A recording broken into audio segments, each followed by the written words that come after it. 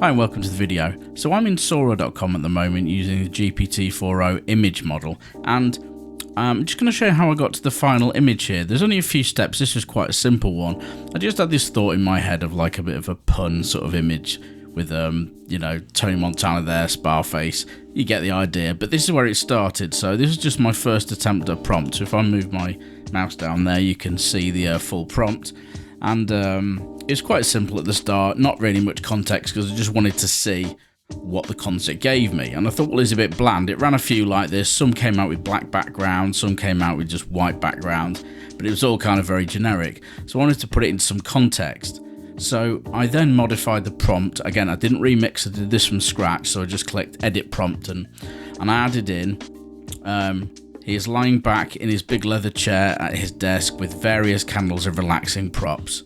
So that's the bit I added in to take it from that to that, which has given it that nice bit of environment as well, with all the sort of candles and relevant props. If you use generic terms like props and things like that, it would just, or accessories, it would just put relevant things into the shot, so you don't have to be too specific about what you want, which is quite nice.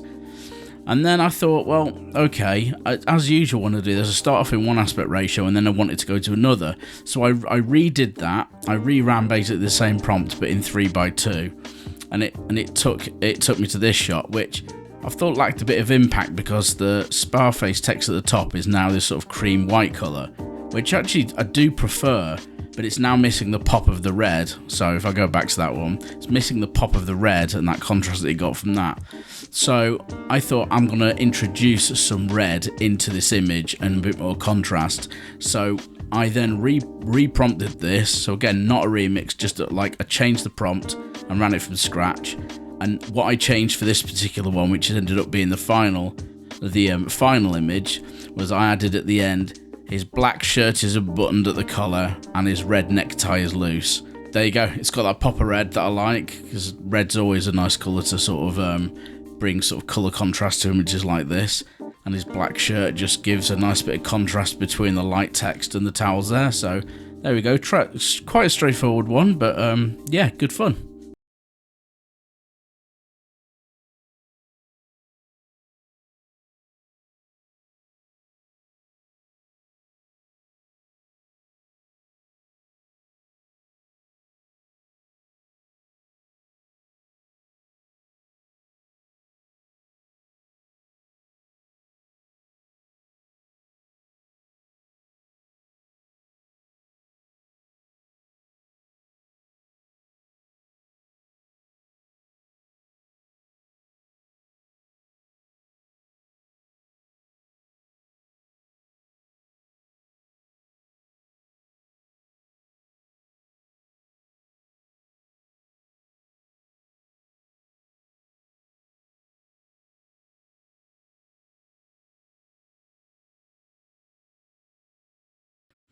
So we're back in Sora now, and all I've done is I've added the image that we've just created, the mock-up we just created, into our new prompt box by just clicking on the plus sign and dragging it in from its saved location.